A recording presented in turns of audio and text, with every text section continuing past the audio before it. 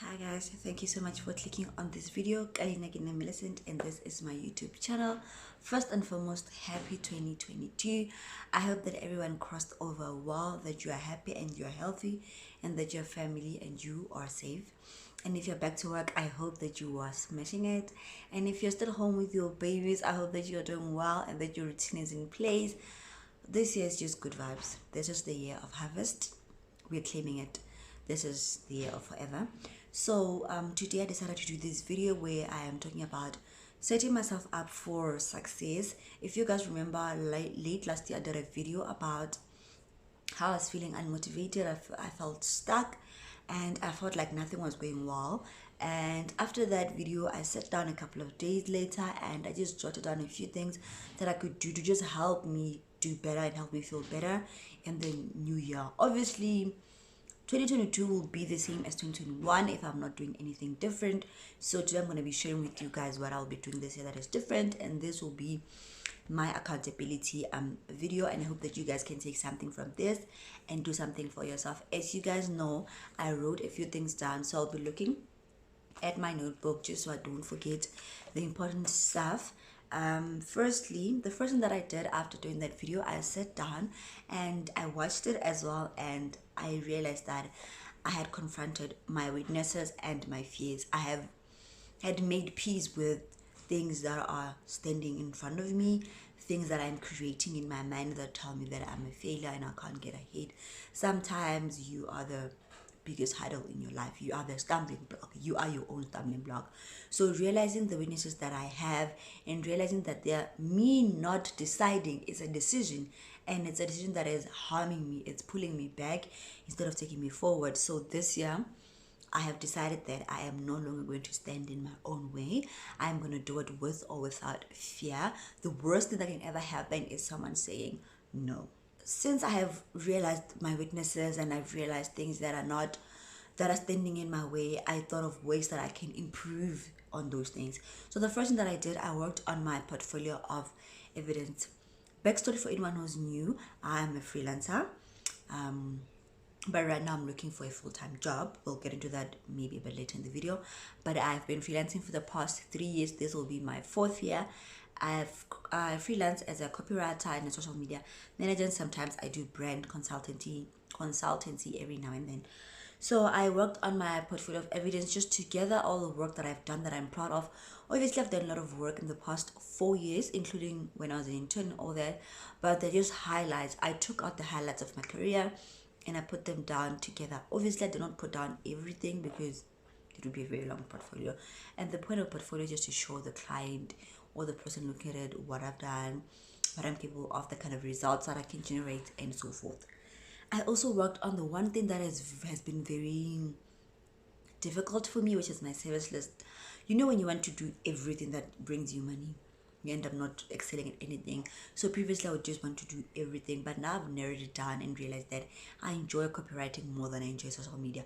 Of course, I do social media because it has quick money, has consistent money, but copywriting is where my heart is where I want to grow, is where I want to blossom as a person. So I have narrowed down my service list to mainly focusing on copywriting while still offering social media management, but that is not the agenda I'm going to be pushing for the first 3 months of this year. I'll be pushing copywriting. I know that it's not going to be easy, it will be discouraging, but that is what I'm going to do. And I also worked on the second hardest thing, which is my pricing. I sat down and I spoke to my husband and I realized that I've been undercharging. I know I've preached about don't undercharge, you know your value, but it's so difficult for me to talk about money with clients because you always have that thing, yeah, if I'm too high, they're going to leave, you know. But I realized that if I want my years of experience to matter, I need to put the right price. The right, like my experience, guys. I've worked with amazing brands. I've done amazing work. I know I'm good at what I am. I'm not bragging or boasting, but you know when you're good at something, you know. So I know that I'm good at my work. Clients that I've worked with have never complained about my work. In fact, they're always praising it. So it's time that I believe in myself the way that they do. And it's time that I set the prices that make sense to my level of experience and my level of competency. So I worked on my pricing. I realized that I haven't increased my pricing. Firstly, they say you're supposed to increase your pricing by 10% every year, which is something I didn't do. But last year I sat down and I did review my pricing, and my 2022 price list is looking neat. I just hope that I stick to it and I don't like fall back, or I don't put in unnecessary discounts for clients and whatnot. I really hope that I stick it out and the right clients will find me and we will work together and do amazing work. So the next thing the next thing that I'm going to do, I'm going to be focusing a lot on self promotion. Last year I didn't do a lot of self promotion. I was just kind of like lazing around. I think last year was just my relaxation year. I had just got engaged. I had just moved to a new place, and I got pregnant. So last year for me was just a year of relaxation. I was just going through my pregnancy and enjoying every minute of it, and I was just immersing myself, being a fiance.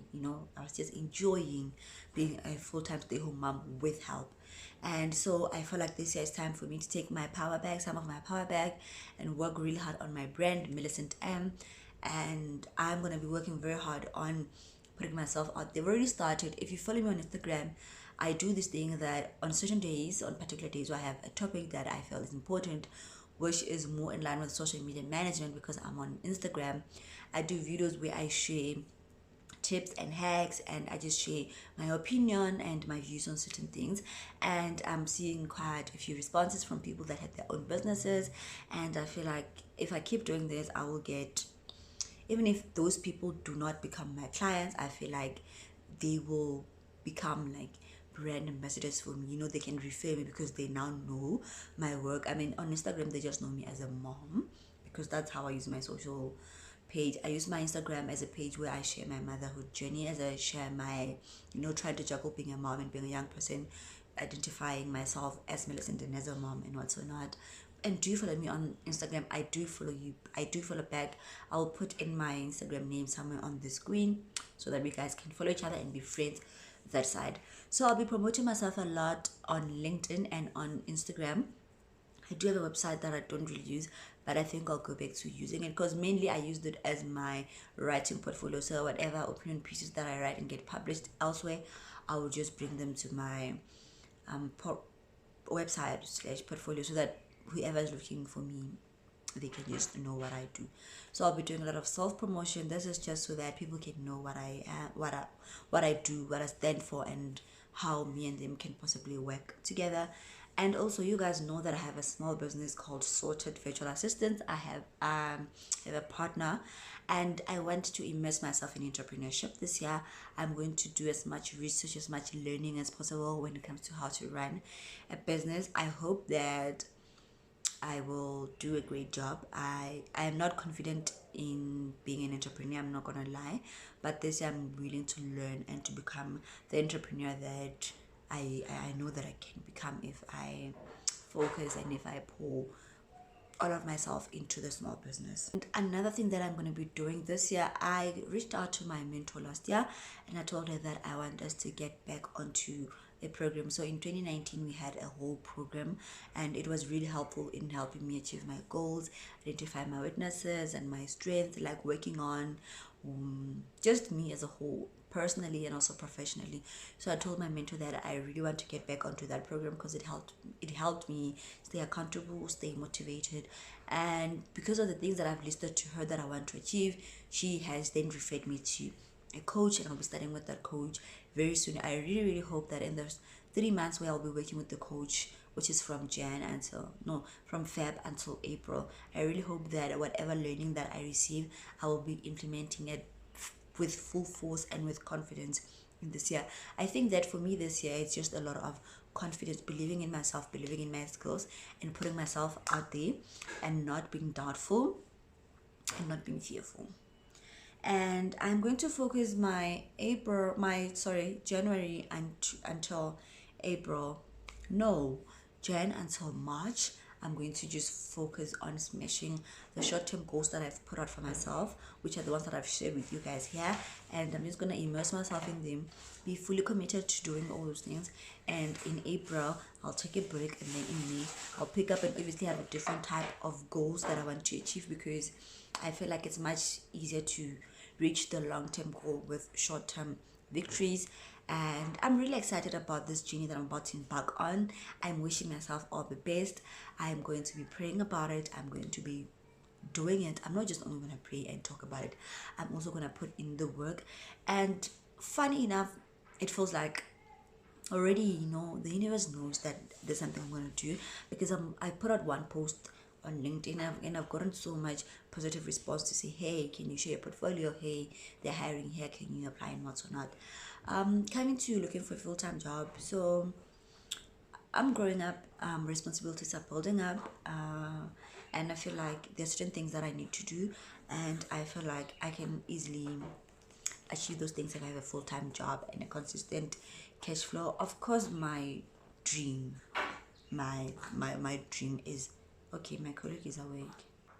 As I was saying, I feel like certain things I can achieve when I have a consistent income, but my dream is to work from home all the time, fully work from home as a freelancer. But right now, there are things that I need to do that I feel like I will not be able to do them if I continue freelancing at this rate. So I am looking for a full-time job, at least for a year, so that I can be able to fund the things that I need to do that will enable me to be a full-time stay-home mom. I mean, yes, my husband doesn't have a problem with me being a full-time mom at home and not working, but I have a problem with the not working part, because I feel like money gives you power to say no, and money gives you power to become the person that you want to be, the lifestyle that you want. You need to be able to fund it. At least that's what I believe. So we've sat down in a discussion, but bottom line is, when I do become not when I do become, I'm already a stay-home mom who works, just that I want to up my game as a working stay-home mom. So yeah, guys, that's all I wanted to share. I'm really excited, and I hope that I can pull through for myself. I really hope that I can stick to my word, that I can work hard, not work hard, don't lie, Millicent. I can work smart, and I can achieve the short-term goals that I've set for myself, and that I can just, this year, I think I want to be fulfilled in my career as much as I'm fulfilled in my roles as a mother and as a partner. Anyone who knows me knows that being a mother is my pride and joy. I'm in my element when I'm mothering. I think you guys maybe have noticed on my videos that when I'm mothering, I am in my prime, and now I want my career to be a place where I can also have that pride and joy and fulfillment.